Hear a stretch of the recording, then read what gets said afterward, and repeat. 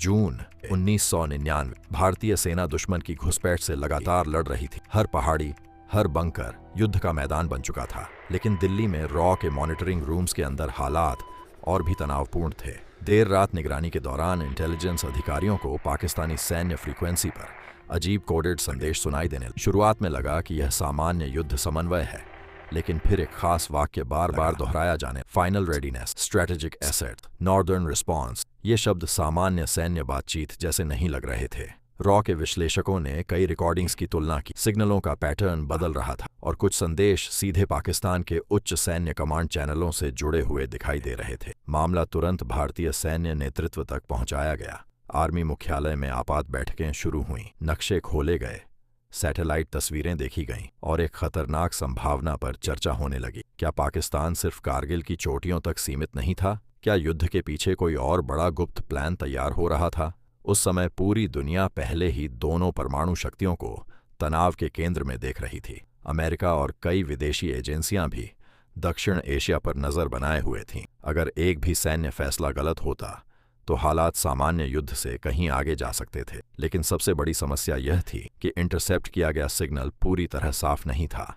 कुछ अधिकारियों का मानना था कि पाकिस्तान केवल मानसिक दबाव बनाने की कोशिश कर रहा है, जबकि दूसरे इसे वास्तविक रणनीतिक तैयारी का संकेत मान रहे थे। और इसी भ्रम के बीच सीमा पर लड़ाई और भी तेज होती गई। रिपोर्ट्स के अनुसार भारतीय निगरानी इकाइयों ने कुछ असामान्य सैन्य गतिविधियां भी देखीं। फ्यूल कॉन्वॉय, प्रतिबंधित संचार क्षेत्र और अचानक बढ़ी हुई सैन्य चुप्पी।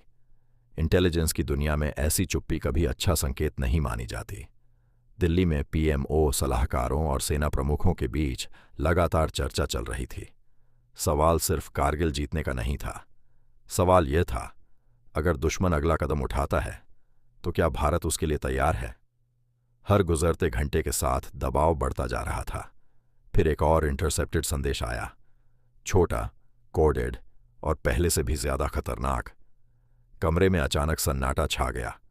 कुछ सेकंड तक कोई कुछ नहीं बोला, क्योंकि अगर उस संदेश का मतलब वही था जो विश्लेषक समझ रहे थे, तो दक्षिण एशिया एक ऐसे किनारे पर खड़ा था जहां से वापस लौटना शायद संभव नहीं होता। लेकिन आज भी सबसे बड़ा सवाल वही है, क्या वह सिग्नल वास्तव में किसी गुप्त सैन्य बढ़त की चेतावनी था, या फिर युद्ध के तनाव में इंटेलिजेंस एजेंसियां किसी मनोवैज्ञानिक जाल का शिकार हो रही थीं? और सबसे बड़ी रहस्य की बात, आखिर उस इंटरसेप्टेड संदेश में ऐसा क्या था जो आज तक पूरी तरह सार्वजनिक नहीं किया गया?